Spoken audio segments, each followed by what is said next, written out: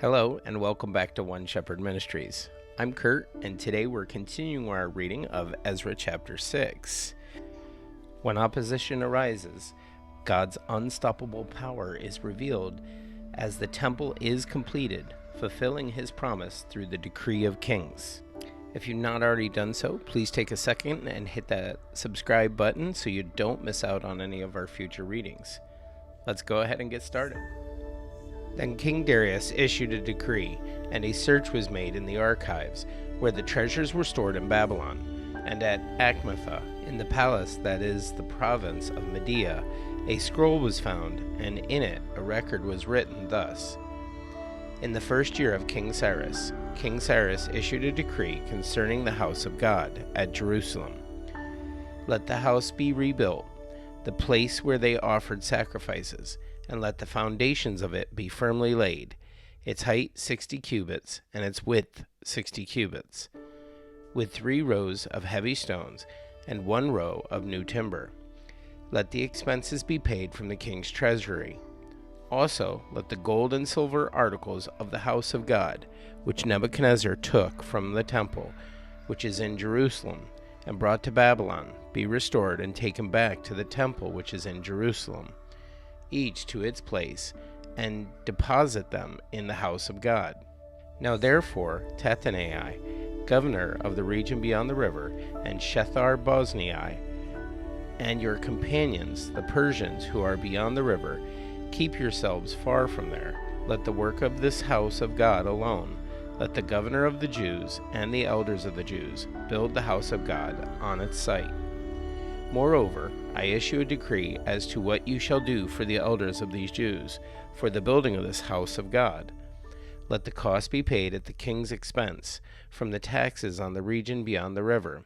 This is to be given immediately to these men, so that they are not hindered, and whatever they need, young bulls, rams, and lambs for the burnt offerings of the God of heaven, wheat, salt, wine, and oil, according to the request of the priests who are in Jerusalem.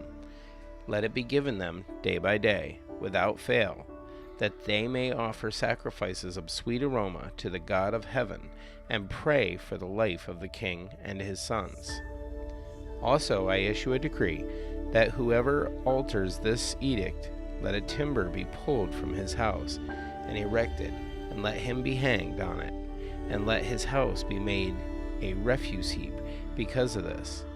And may the God who causes his name to dwell there destroy any king or people who put their hand to alter it, or to destroy this house of God which is in Jerusalem.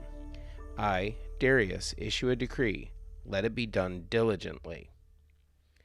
Then Tattenai, governor of the region beyond the river, Shethar-Boznai, and their companions diligently did according to what King Darius had sent.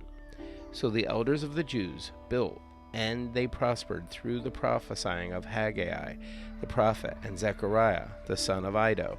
And they built and finished it according to the commandment of the God of Israel, and according to the command of Cyrus, Darius, and Artaxerxes king of Persia. Now the temple was finished on the 3rd day of the month of Adar, which was in the 6th year of the reign of King Darius. Then the children of Israel, the priests and the Levites, and the rest of the descendants of the Levites, and the rest of the descendants of the captivity, celebrated the dedication of this house of God with joy.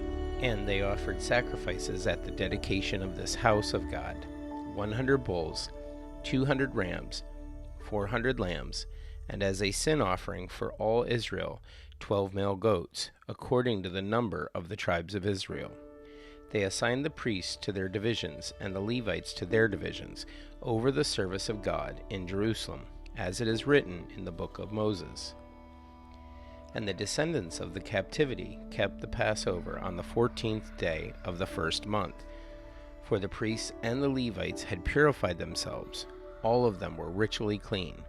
And they slaughtered the Passover lambs for all the descendants of the captivity, for their brethren, the priests, and for themselves. Then the children of Israel, who had returned from captivity, ate together with all who had separated themselves from the fifth of the nations of the land in order to seek the Lord God of Israel. And they kept the feast of unleavened bread 7 days with joy, for the Lord made them joyful, and turned the heart of the king of Assyria toward them, to strengthen their hands in the work of the house of God, the God of Israel. Well, that's it for today's reading. Thank you for joining us. If you enjoyed this video, don't forget to like and share it with someone who needs encouragement. Also, be sure to visit our website at oneshepherd.org for even more resources to help you grow in your faith. And while you're still here, check out our channel for more videos like this one. There's actually one on screen right now that we think you'll love. Until next time, stay grounded in the Word, seek after Jesus, and remember, we serve and follow one shepherd, Jesus Christ, our Lord and Savior. May you have a great day, and God bless.